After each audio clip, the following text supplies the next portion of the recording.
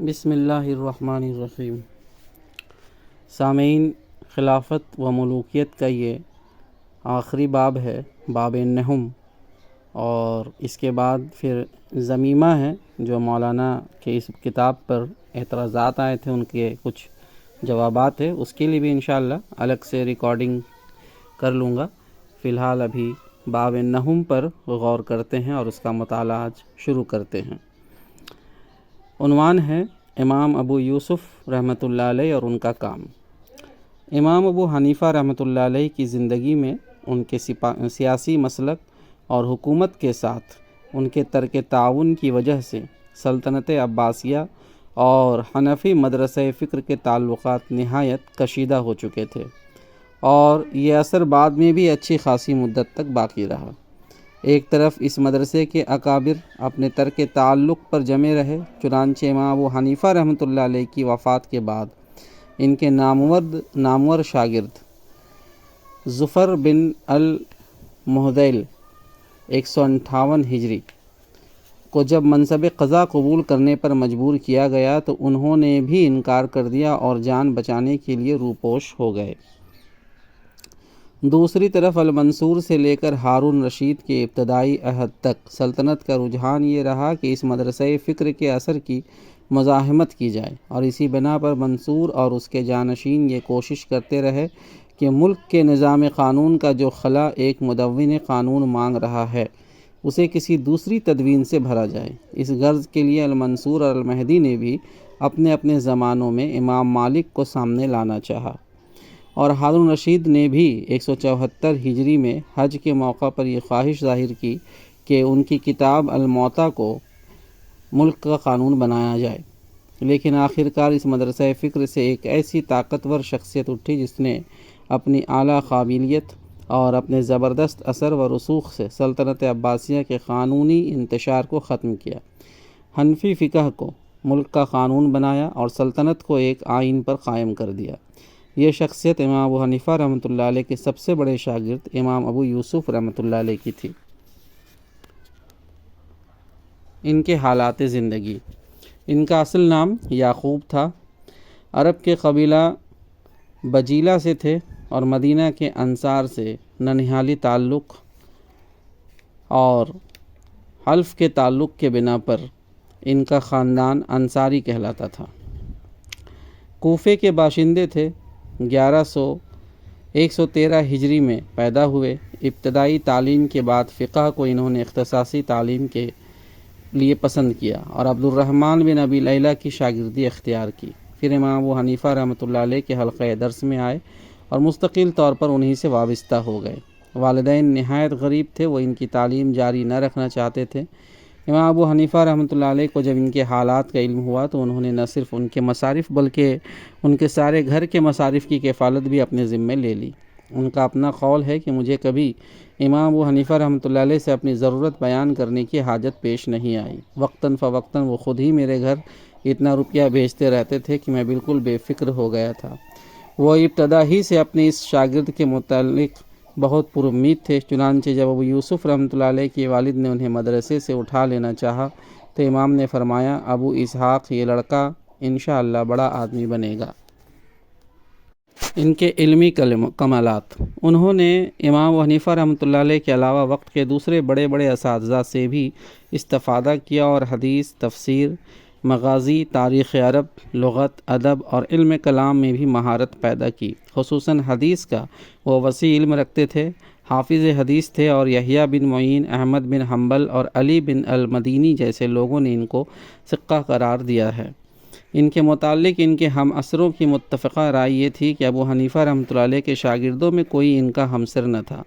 طلحہ بن محمد کہتے ہیں کہ وہ اپنے زمانے کے سب سے بڑے فقیہ تھے، کوئی ان سے بڑھ کر نہ تھا۔ داؤد بن رشید کا قول ہے کہ اگر ابو حنیفہ رحمۃ اللہ علیہ نے صرف یہی ایک شاگرد پیدا کیا ہوتا تو ان کے فخر کے لیے یہ بالکل کافی تھا۔ امام ابو حنیفہ رحمۃ اللہ علیہ خود ان کی بڑی قدر کرتے تھے۔ ان کا قول تھا کہ میرے شاگردوں میں سب سے زیادہ جس نے علم حاصل کیا ہے وہ ابو یوسف ہے۔ ایک دفعہ وہ سخت بیمار ہوئے اور زندگی کی امید نہ رہی۔ امام ابو حنیفہ رحمۃ اللہ علیہ ان کی عیادت کر کے جب باہر نکلے تو کہنے لگے، اگر یہ جوان مر گیا تو اپنے پیچھے اس زمین پر سے زیادہ بڑا فقیہ چھوڑ کر نہ جائے گا۔ فقہ حنفی کی تدوین۔ امام ابو حنیفہ رحمۃ اللہ علیہ کے بعد 16 سال تک یہ بھی اپنے مدرسے کی روایات کے مطابق حکومت سے بے تعلق رہے۔ اس دوران میں انہوں نے اپنے استاد کے علمی و تعلیمی کام کو جاری رکھا اور اس کے ساتھ ایک اہم خدمت یہ انجام دی کہ قانون کے اکثر و بیشتر شعبوں کے متعلق الگ الگ کتابیں مرتب کر دیں، جن میں امام حنیفہ رحمۃ اللہ علیہ کی مجلس کے فیصلے اور خود اپنے اقوال باقاعدہ منضبط کر دیے۔ یہ کتابیں جب ملک میں پھیلیں تو نہ صرف یہ کہ عام علمی حلقوں کو انہوں نے متاثر کیا، بلکہ عدالتوں اور تمام سرکاری محکموں سے تعلق رکھنے والے لوگوں کی رائے بھی فقہ حنفی کے حق میں ہموار کر دی، کیونکہ اس وقت کوئی دوسرا مرتب و منظم قانونی ذخیرہ ایسا موجود نہ تھا جو ان کی ضرورت اس طرح پوری کرتا۔ امام مالک کو الموطا اگرچہ جلدی ہی میدان میں آ گئی، مگر وہ نہ اتنی جامع تھی، نہ تدوین کے اعتبار سے اس قدر واضح کہ ایک حکومت کی ضروریات پوری کر سکتی۔ ابو یوسف رحمۃ اللہ علیہ کے اس علمی کام کا فائدہ یہ ہوا کہ ان کے برسر اقتدار آنے سے پہلے ہی فقہ حنفی دماغوں اور معاملات پر چھا چکی تھی، اور صرف اس امر کی کسر باقی تھی کہ سیاسی اقتدار باقاعدہ اس کو ملک کا قانون بنا دے۔ منصب قضا۔ شاید ابو یوسف رحمۃ اللہ علیہ بھی اپنے استاد کی طرح اپنی ساری زندگی حکومت سے عدم تعاون ہی کی روش پر گزار دیتے اگر ان کی معاشی حالت کچھ بھی درست ہوتی، لیکن وہ ایک غریب آدمی تھے اور امام ابو حنیفہ رحمۃ اللہ علیہ کی وفات کے بعد ایک فیاض سرپرست سے بھی محروم ہو چکے تھے۔ آخر افلاس نے نوبت یہاں تک پہنچا دی کہ اپنی بیوی کے مکان کا ایک شہتیر تک انہوں نے بیچ ڈالا، اور ان کی ساس نے اس پر انہیں کچھ اس طرح ملامت کی کہ ان کی غیرت اسے برداشت نہ کر سکی۔ یہی سبب تھا جس نے انہیں سرکاری ملازمت کرنے پر مجبور کر دیا۔ اس واقعہ کے بعد 166 ہجری میں وہ بغداد گئے، خلیفہ المہدی سے ملے اور اس نے انہیں شرقی بغداد کا قاضی مقرر کر دیا۔ الہادی کے زمانے میں بھی وہ اسی پوزیشن پر رہے۔ پھر جب ہارون رشید کا زمانہ آیا تو رفتہ رفتہ خلیفہ پر ان کا اثر اس قدر بڑھتا چلا گیا کہ آخرکار اس نے انہیں تمام سلطنت عباسیہ کا قاضی القضاء یعنی چیف جسٹس مقرر کر دیا۔ یہ پہلا موقع تھا کہ مسلم ریاست میں یہ منصب قائم ہوا۔ اس سے پہلے کوئی شخص خلافت راشدہ یا اموی اور عباسی سلطنتوں میں چیف جسٹس نہیں بنایا گیا تھا، اور یہ منصب جس پر امام ابو یوسف رحمۃ اللہ علیہ مامور کیے گئے موجودہ زمانے کے تصور کے مطابق محض عدالت عالیہ کے حاکم اعلیٰ کا نہ تھا، بلکہ اس کے ساتھ وزیر قانون کے فرائض بھی اس میں شامل تھے، یعنی وہ مقدمات کے فیصلے کرنے اور ماتحت عدالتوں کے قاضی مقرر کرنے کے اختیارات ہی نہ رکھتے تھے، بلکہ سلطنت کے تمام داخلی و خارجی معاملات میں قانونی رہنمائی کرنا بھی انہی کا کام تھا۔ اس منصب پر قاضی ابو یوسف کے فائز ہو جانے سے 3 اہم نتائج رونما ہوئے۔ ایک یہ کہ ان کو محض ایک حلقہ درس یا گوشہ تصنیف و تالیف میں بیٹھ کر علمی کام کرنے والوں کی بنسبت بہت زیادہ وسیع دائرہ عمل بہم پہنچ گیا، جہاں اس وقت کی سب سے بڑی سلطنت کے معاملات سے براہ راست عملاً سابقہ درپیش تھا۔ اس حیثیت میں انہیں فقہ حنفی کو واقعی حالات پر منطبق کر کے اسے زیادہ سے زیادہ ایک عملی نظام قانون بنانے کا موقع مل گیا۔ دوسرے یہ کہ تمام ممالک میں قاضیوں کا عزل و نسب چونکہ انہی سے متعلق تھا، اس لیے حنفی مدرسہ قانون سے تعلق رکھنے والے لوگ مملکت کے بیشتر علاقوں میں قاضی مقرر ہوئے، اور ان کے ذریعے سے فقہ حنفی آپ سے آپ ملک کا قانون بن گئی۔ تیسرے یہ کہ انہوں نے اپنے زبردست اخلاقی اور علمی اثر سے مسلم مملکت کو جو اموی دور سے ایک طرح کی بے آئینی اور بادشاہوں کی مطلق العنانی کے ڈھنگ پر چل رہی تھی، بڑی حد تک آئین کا پابند بنا دیا، اور اسے ایک کتاب آئین بھی مرتب کر کے دی، جو خوش قسمتی سے آج بھی کتاب الخراج کی صورت میں ہمارے پاس موجود ہے۔ سیرت کی بلندی اور مضبوطی۔ لیکن قبل اس کے کہ ہم اس آئینی کتاب پر گفتگو کریں، ایک عام غلط فہمی کو رفع کر دینا ضروری ہے۔ امام ابو یوسف کے سوانح نگاروں نے ان کے متعلق کچھ ایسی حکایات بیان کی ہیں جنہیں پڑھ کر آدمی کے سامنے ان کا نقشہ کچھ ایسا آتا ہے کہ گویا وہ بادشاہوں کی خوشامدی اور ان کی خواہشات نفس کے مطابق قانونی ہیلے گڑھنے والے تھے، اور یہی خلفاء کے ہاں ان کے تقرب کا ذریعہ تھا۔ حالانکہ ایک معمولی عقل کا آدمی بھی یہ سمجھ سکتا ہے کہ جو شخص خوشامد کے ذریعے سے بادشاہوں کا تقرب حاصل کرے، ان کی خواہشات کے مطابق شرعی مسائل میں قطر بیونت کرتا رہے، وہ مقرب چاہے کتنا ہی ہو جائے، بادشاہوں پر اس کا اخلاقی اثر کبھی نہیں ہو سکتا۔ اب اگر ہم ان واقعات کو دیکھیں جو خلفاء اور ان کے وزراء اور سپہ سالاروں کے ساتھ ان کے برتاؤ کے متعلق ہمیں معتبر تاریخوں میں ملتی ہیں، تو ہمارے لیے یہ باور کرنا محال ہو جاتا ہے کہ ایک خوشامدی ہیلہ ساز کبھی اس رویے کی جرات کر سکتا ہے۔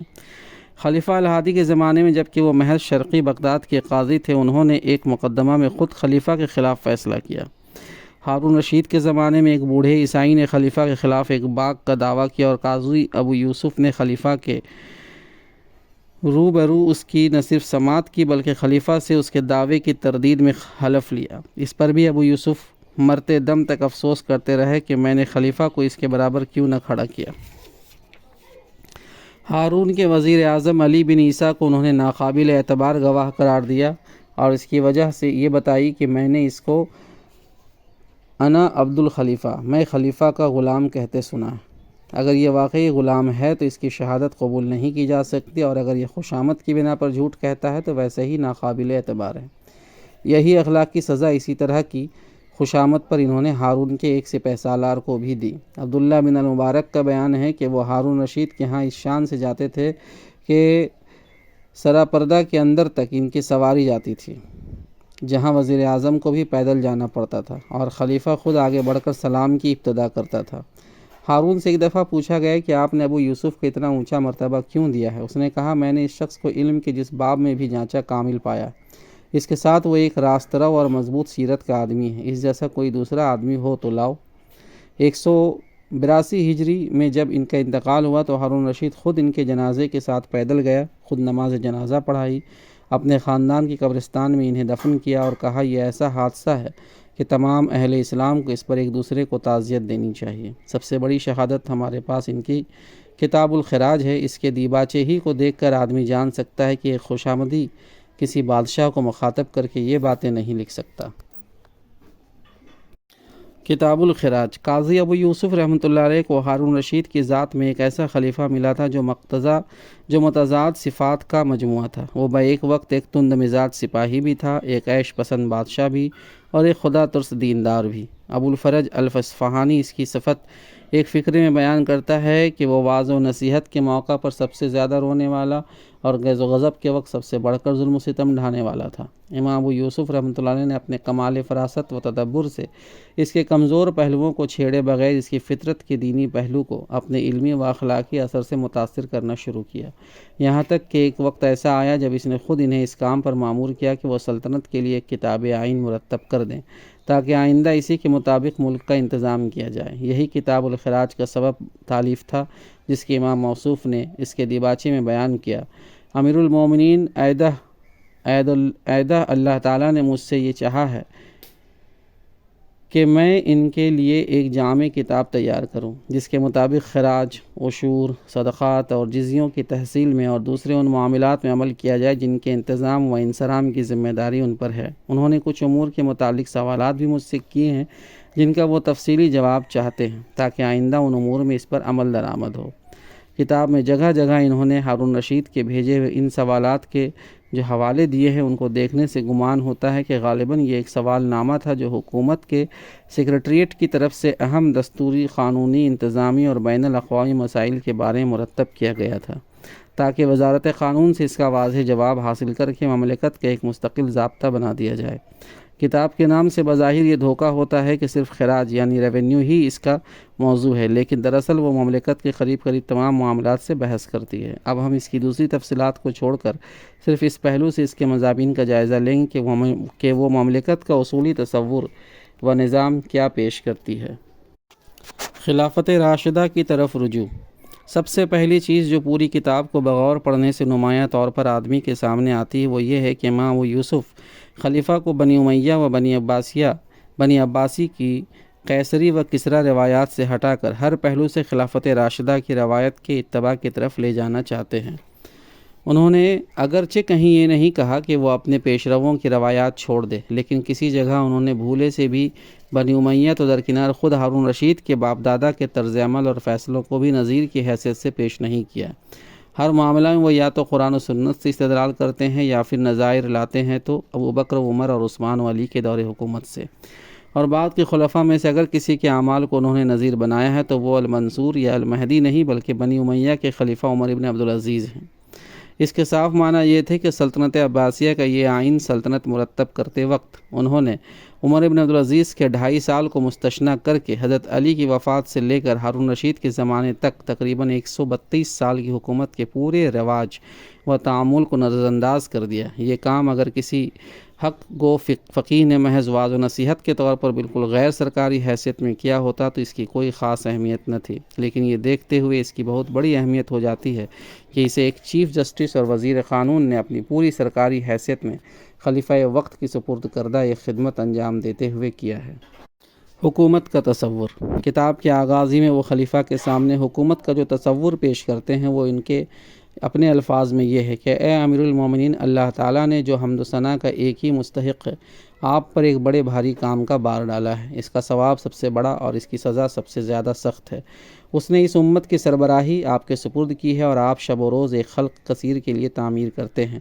اس نے آپ کو ان کا رائی بنایا ہے، ان کی امامت آپ کے حوالے کی ہے، ان کے ذریعے آپ کو آزمائش میں ڈالا ہے اور ان کے معاملات چلانے کی ذمہ داری آپ کو سونپ دی ہے۔ جو تعمیر خوف خدا کے سوا کسی اور چیز پر کی جائے وہ کچھ دیر نہیں ٹھہرتی کہ اللہ اسے جڑ سے اکھاڑ کر اسی پر گرا دیتا ہے۔ جو اس کا بنانے والا اور اس تعمیر میں اس کی مدد کرنے والا ہو، رائیوں کو اپنے رب کے سامنے اسی طرح حساب دینا ہے جس طرح دنیا میں کوئی چرواہا غلے کے مالک کو حساب دیتا ہے۔ ٹیڑھی راہ پر نہ چلیے کہ آپ کا غلہ ٹیڑھا چلنے لگے۔ لوگوں کو خدا کے قانون میں یکساں رکھیے، خواہ آپ سے قریب ہوں یا دور۔ کل خدا کے حضور آپ اس طرح حاضر نہ ہوں کہ آپ زیادتیاں کرنے والوں میں سے ہوں، کیونکہ یوم الدین کا حاکم لوگوں کے فیصلے ان کے اعمال کی بنا پر کرے گا، نہ کہ مرتبوں کی بنا پر۔ اس سے ڈریے کہ آپ اپنے غلے کو ضائع کریں اور غلے کا مالک اس کا پورا بدلہ آپ سے لے۔ اس کے بعد وہ پوری کتاب میں جگہ جگہ ہارون رشید کو یہ احساس دلاتے ہیں کہ وہ ملک کا مالک نہیں بلکہ اصل مالک کا خلیفہ ہے۔ اگر وہ امام عادل بنے تو بہترین انجام دیکھے گا اور امام ظالم بن کر رہے تو بدترین عذاب سے دوچار ہوگا۔ ایک جگہ وہ اسے حضرت عمر رضی اللہ عنہ کا یہ قول سناتے ہیں کہ کوئی حق والا بھی دنیا میں اس مرتبے کو نہیں پہنچا ہے کہ خدا کی نافرمانی میں اس کی اطاعت کی جائے۔ روح جمہوریت۔ وہ صرف خدا ہی کے سامنے نہیں بلکہ خلق کے سامنے بھی خلیفہ کے جواب دہ ہونے کا تصور پیش کرتے ہیں، اور اس کے لیے مختلف مقامات پر انہوں نے احادیث اور اقوال صحابہ نقل کیے ہیں جن سے ثابت ہوتا ہے کہ مسلمانوں کو اپنے فرمانروا اور حکام کے سامنے آزادانہ تنقید کا حق حاصل ہے، اور اس آزادی تنقید ہی میں قوم اور حکومت کی خیر ہے۔ امر بالمعروف اور نہی عن المنکر مسلمانوں کا حق بھی ہے اور فرض بھی، اور اس کا دروازہ بند ہو جانے کے معنی یہ ہے کہ قوم آخر کار عذاب عام میں مبتلا ہو جائے۔ فرمانروا میں اتنا تحمل ہونا چاہیے کہ وہ حق بات سنے، اس کے تندخو اور بے برداشت ہونے سے بڑھ کر ضرر رساں کوئی چیز نہیں۔ مسلمانوں کو حق ہے کہ رعیت کے جو حقوق فرمانروا پر ازرو شرع عائد ہوتے ہیں اور عوام کے مال کی جو امانتیں اس کے سپرد ہیں ان پر اس سے محاسبہ کریں۔ خلیفہ کے فرائض پر لکھتے ہیں کہ انہوں نے خاص طور پر خلیفہ کے جو فرائض بیان کیے ہیں وہ یہ ہیں: حدود اللہ کو قائم کرنا، حقداروں کے حقوق ٹھیک تحقیق کر کے ان کو دلوانا، صالح حکمرانوں کے دستور العمل کو جسے ماضی کی ظالم حکومتوں نے ترک کر دیا تھا زندہ کرنا، ظلم کو روکنا اور عوام کی شکایت کو تحقیق کے بعد رفع کرنا، اللہ کے حکام کے مطابق لوگوں کو طاعت کا حکم دینا اور معصیت سے روکنا، خدا کے قانون کو اپنے اور غیر سب پر یکساں نافذ کرنا اور اس معاملے میں اس بات کی پرواہ نہ کرنا کہ اس کی زد کس پر پڑتی ہے، جائز طور پر لوگوں سے محاصل لینا اور جائز راستوں میں انہیں خرچ کرنا۔ دوسری طرف وہ اپنے حکمرانوں کے معاملے میں مسلمانوں کے جو فرائض بتاتے ہیں وہ یہ ہے کہ ان کی اطاعت کرے، نافرمانی نہ کرے، ان کے خلاف ہتھیار نہ اٹھائیں، ان کو برا بھلا نہ کہیں، ان کی سختیوں پر صبر کرے، ان کو دھوکہ نہ دے، ان کے ساتھ سچے دل سے خیر خواہی برتیں، ان کو برائیوں سے روکنے کی کوشش کریں اور صحیح کاموں میں ان کی مدد کریں۔ بیت المال کو وہ بادشاہ کی ملکیت کے بجائے خدا اور خلق کی امانت قرار دیتے ہیں، اور خلیفہ کو متعدد مواقع پر حضرت عمر کے وہ اقوال سناتے ہیں جو انہوں نے کہا ہے کہ حکومت کے خزانے کی حیثیت خلیفہ کے لیے ایسی ہے جیسے ولی یتیم کے لیے یتیم کے مال کی حیثیت ہوتی ہے۔ اگر وہ غنی ہو تو اسے قرآن کی ہدایت کے مطابق مال یتیم میں سے کچھ نہ لینا چاہیے اور فی سبیل اللہ اس کی جائیداد کا انتظام کرنا چاہیے، اور اگر وہ حاجت مند ہو تو معروف طریقے سے اتنا حق الخدمت لینا چاہیے جسے ہر شخص جائز تسلیم کرے۔ وہ حضرت عمر کے اس طرز عمل کو بھی خلیفہ کے سامنے نمونے کے طور پر رکھتے ہیں کہ وہ بیت المال سے خرچ کرنے میں اس سے بھی زیادہ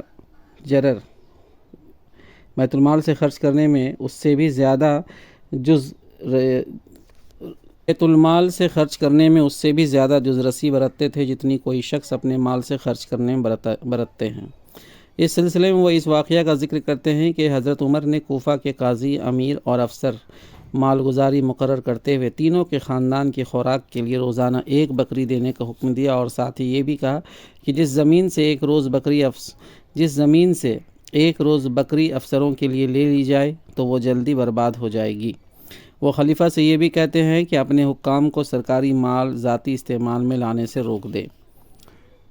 ٹیکس کی عائد کرنے کے بارے میں جو اصول وہ بیان کرتے ہیں وہ یہ ہیں کہ لوگوں کو صرف زائد ضروریات اموال پر ٹیکس عائد کیا جائے، ان کی رضامندی سے ان پر بار ڈالا جائے، کسی پر اس کی قوت برداشت سے زیادہ بار نہ ڈالا جائے، مالداروں سے لیا جائے اور غریب طبقوں پر خرچ کیا جائے۔ محاصل کی تشخیص اور ان کی شرح کے تعین میں اس بات کا پورا خیال رکھا جائے کہ حکومت لوگوں کا خون نہ چوس لے، تحصیل میں ظالمانہ طریقوں سے کام نہ لیا جائے، از روئے قانون مقرر کیے ہوئے محاصل کے سوا کسی قسم کے ناجائز ٹیکس نہ حکومت لے اور نہ مالکان زمین یا اپنے عاملوں کو لینے دے۔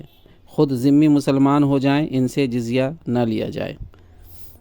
اس سلسلے میں وہ خلفائے راشدین کے طرز عمل کو بطور نمونہ و نظیر پیش کرتے ہیں۔ مثلا حضرت علی رضی اللہ عنہ کا یہ واقعہ کہ انہوں نے اپنے عامل کو عوام کے سامنے ہدایت دیتے ہوئے یہ کہا کہ ان سے پورا خراج وصول کرنا اور ذرا رعایت نہ کرنا، مگر علیحدگی میں بلا کر اسے سخت ہدایت کی کہ خبردار کسی کو مار پیٹ کر یا دھوپ میں کھڑا کر کے خراج وصول نہ کرنا، اور نہ ایسی سختی کرنا کہ وہ سرکاری واجبات ادا کرنے کے لیے اپنے کپڑے یا برتن یا جانور بیچ ڈالنے پر مجبور ہوں۔ اور حضرت عمر کا یہ طریقہ کہ وہ اپنے افسران بندوبست پر جرح کر کے یہ اطمینان کر لیتے تھے کہ کاشتکاروں پر مالگزاری تشخیص کرنے میں ان کی کمر توڑ دینے سے اجتناب کیا گیا ہے، اور جب کسی علاقے سے محاصل آتے تھے تو عوام کے نمائندوں کو بلا کر گواہیاں لی جاتی تھی کہ کسی مسلمان یا ذمی مزارع پر ظلم ڈھا کر تحصیل نہیں کی گئی ہے۔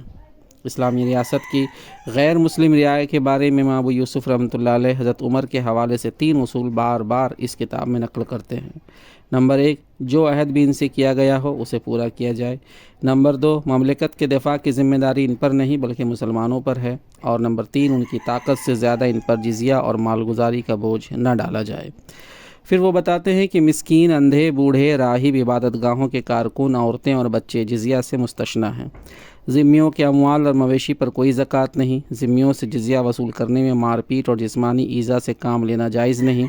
عدم ادائیگی کی پاداش میں زیادہ سے زیادہ صرف قید کیا جا سکتا ہے۔ مقرر جزیہ سے زائد کوئی چیز ان سے وصول کرنا حرام ہے، اور معذور و محتاج ذمیوں کی پرورش حکومت کے خزانہ سے کی جانی چاہیے۔ وہ تاریخی واقعات پیش کر کے یہ بات ہارون رشید کے ذہن نشین کرتے ہیں کہ ذمیوں کے ساتھ فیاضانہ اور شریفانہ سلوک کرنا خود سلطنت کے لیے مفید ہے۔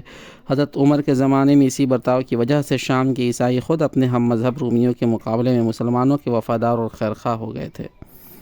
زمین کے بندوبست کے سلسلے میں امام ابو یوسف رحمۃ اللہ علیہ زمینداری کی اس قسم کو حرام قرار دیتے ہیں جس میں حکومت کاشتکاروں سے مالگزاری وصول کرنے کے لیے ایک شخص کو ان پر زمیندار بنا کر بٹھا دیتی ہے، اور اسے عملاً یہ اختیار دے دیتی ہے کہ حکومت کا لگان ادا کرنے کے بعد باقی جو کچھ جس طرح چاہے کاشتکاروں سے وصول کرتا رہے۔ وہ کہتے ہیں کہ یہ رعیت پر سخت ظلم اور ملک کی بربادی کا موجب ہے، اور حکومت کو یہ طریقہ کبھی اختیار نہ کرنا چاہیے۔ اسی طرح وہ اس طریقے کو بھی قطعاً حرام قرار دیتے ہیں کہ حکومت کسی کو زمین لے کر کسی کو جاگیر میں دے دے۔ وہ کہتے ہیں کہ امام، اس کا مجاز نہیں ہے کہ کسی مسلمان یا ذمی کے قبضے سے کوئی چیز نکال لے جب تک کہ از روئے قانون اس پر کوئی ثابت یا معروف حق واجب نہ آتا ہو۔ منمانی طریقے پر لوگوں کی ملکیتیں چھین کر دوسروں کو عطا کرنا ان کے نزدیک ڈاکہ مار کر بخشش کرنے کا ہم معنی ہے۔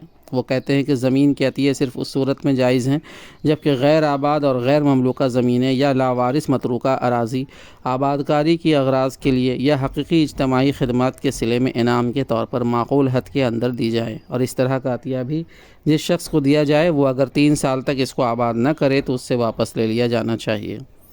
پھر وہ ہارون رشید سے کہتے ہیں کہ ظالم اور خائن لوگوں کو حکومت کی خدمات میں استعمال کرنا اور انہیں محکموں کا افسر یا علاقوں کا حاکم مقرر کرنا آپ کے لیے حرام ہے۔ اس صورت میں جو ظلم بھی وہ کریں گے اس کا وبال آپ کے اوپر پڑے گا۔ وہ بار بار کہتے ہیں کہ آپ صالح، متدین اور خدا ترس لوگوں کو اپنی حکومت کے کاموں میں استعمال کریں۔ جن لوگوں کو بھی سرکاری خدمات کے لیے چنا جائے، ان کی اہلیت کے ساتھ ان کے اخلاق کی طرف سے بھی اطمینان کر لیا جائے، اور پھر ان کے پیچھے قابل اعتماد مخبر لگا دیے جائیں، تاکہ وہ اگر وہ بگڑے اور ظلم و ستم یا خیانت کرنے لگیں تو بروقت خلیفہ کو ان کے اعمال کا حال معلوم ہو جائے اور ان سے محاسبہ کیا جا سکے۔ وہ ہارون سے یہ بھی کہتے ہیں کہ خلیفہ کو خود براہ راست عوام کی شکایت سننی چاہیے۔ اگر وہ مہینے میں ایک دن بھی اجلاس عام کرے جس میں ہر مظلوم آ کر اپنی شکایت پیش کر سکے اور حکومت کے افسر جان لیں کہ خلیفہ تک براہ راست ان کے افعال کی اطلاعات پہنچ سکتی ہے، تو ظلم و ستم کا سدباب ہو جائے۔ عدلیہ کے بارے میں وہ کہتے ہیں کہ اس کا فریضہ انصاف اور بلاغ انصاف ہے۔ جو سزا کا مستحق ہو اسے سزا نہ دینا اور جو مستحق نہ ہو اسے سزا دینا دونوں یکساں حرام ہیں۔ شبہات میں سزا نہ دی جانی چاہیے۔ معاف کرنے میں غلطی کرنا سزا دینے میں غلطی کرنے سے بہتر ہے۔ انصاف کے معاملے میں ہر قسم کی مداخلت اور سفارش کا دروازہ بند ہونا چاہیے اور کسی شخص کے مرتبے یا حیثیت کا قطعاً لحاظ نہ ہونا چاہیے۔ وہ یہ بھی کہتے ہیں کہ کسی شخص کو محض تہمت کی بنا پر قید نہیں کیا جا سکتا۔ لازم ہے کہ جس شخص کے خلاف کوئی الزام ہو اس پر باقاعدہ مقدمہ چلایا جائے، شہادتیں لی جائے، اگر جرم ثابت ہو تو قید کیا جائے ورنہ چھوڑ دیا جائے۔ وہ خلیفہ کو مشورہ دیتے ہیں کہ تمام لوگ جو قید خانوں میں محبوس ہیں ان کے معاملے کی تحقیقات ہونی چاہیے۔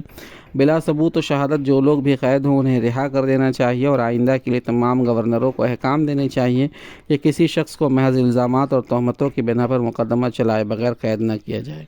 وہ اس بات کو بھی پورے زور کے ساتھ کہتے ہیں کہ ملزموں کو محض تہمت کی بنا پر مارنا، پیٹنا خلاف قانون ہے۔ شرعاً ہر آدمی کی پیٹھ اس وقت تک محفوظ ہے جب تک عدالت سے وہ ضرب تازیانہ کا مستحق نہ قرار پائے۔ انہوں نے جیل کے بارے میں جو اصلاحات تجویز کی ہیں انہیں وہ کہتے ہیں کہ جس شخص کو قید کیا جائے اس کا یہ حق ہے کہ اسے حکومت کے خزانے سے روٹی کپڑا دیا جائے۔ وہ شدت کے ساتھ اس طریقے کی مذمت کرتے ہیں جو بنی امیہ و بنی عباس کی حکومتوں میں رائج ہو گیا تھا کہ قیدیوں کو روزانہ ہتھکڑیوں اور بیڑیوں کے ساتھ باہر لے جایا جاتا تھا اور وہ بھیک مانگ کر روٹی کپڑا اپنے لیے لاتے تھے۔ وہ خلیفہ سے کہتے ہیں کہ یہ طریقہ بند ہو جانا چاہیے اور قیدیوں کو سرکار کی طرف سے گرمی جاڑے کا کپڑا اور پیٹ بھر کھانا ملنا چاہیے۔ اسی طرح وہ اس بات کی بھی سخت مذمت کرتے ہیں کہ لاوارث قیدی جب مر جاتا ہے تو اسے بلا غسل کفن اور بلا نماز جنازہ گاڑ دیا جاتا ہے۔ وہ کہتے ہیں کہ اہل اسلام کے لیے یہ بڑے شرم کی بات ہے۔ ایسے قیدیوں کی تجہیز و تکفین اور نماز جنازہ کا انتظام سرکار کی طرف سے ہونا چاہیے۔ انہوں نے یہ بھی سفارش کی ہے کہ جیل میں کسی قیدی کو قتل کے مجرمین کے سوا باندھ کر نہ رکھا جائے۔ ان کے کام کی اصل قدر و قیمت۔ یہ خلاصہ ہے ان آئینی تجاویز کا جو امام یوسف نے اب سے 1200 برس پہلے ایک مطلق العنان فرما روا کے سامنے اس کے وزیر قانون اور قاضی القضاء کی حیثیت سے پیش کی تھی۔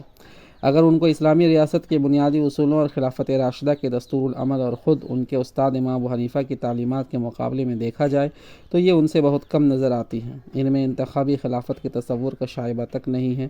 ان میں شورا کے ذریعے سے حکومت کرنے کا بھی کوئی ذکر نہیں ہے۔ یہ اس تصور سے بھی خالی ہیں کہ امام ظالم کو حکومت کرنے کا کوئی حق نہیں ہے اور خلق اس کی مجاز ہے کہ اس کی حکومت کی جگہ بہتر حکومت لانے کی کوشش کرے۔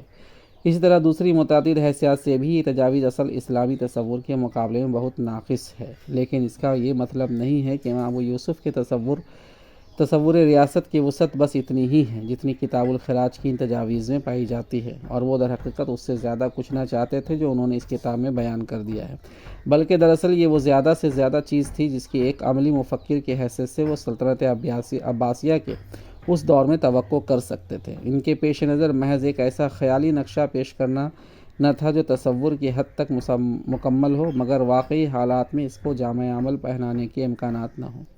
اس کے بجائے وہ ایک ایسی آئینی اسکیم مرتب کرنا چاہتے تھے جو اسلامی ریاست کے کم سے کم جوہر مطلوب کی حامل بھی ہو اور اسلامی ریاست کے کم سے کم جو جوہر مطلوب کی حامل بھی ہو اور اس کے ساتھ اسے ان حالات میں روح عمل بھی لایا جا سکتا ہو۔ سامعین، یہ آج چیپٹر 9 یعنی باب نہم مکمل ہوا یہاں پر۔ امید کرتا ہوں کہ آپ کو ہماری یہ کوشش ضرور پسند آ رہی ہوگی۔ ہمارا حوصلہ افزائی کریں لائک کر کے، اور ہماری خامیوں کو اجاگر اگر کرنا چاہتے ہیں، کوئی خامی نظر آتی ہے تو وہ کمنٹ باکس میں ضرور لکھیں۔ جزاک اللہ خیر۔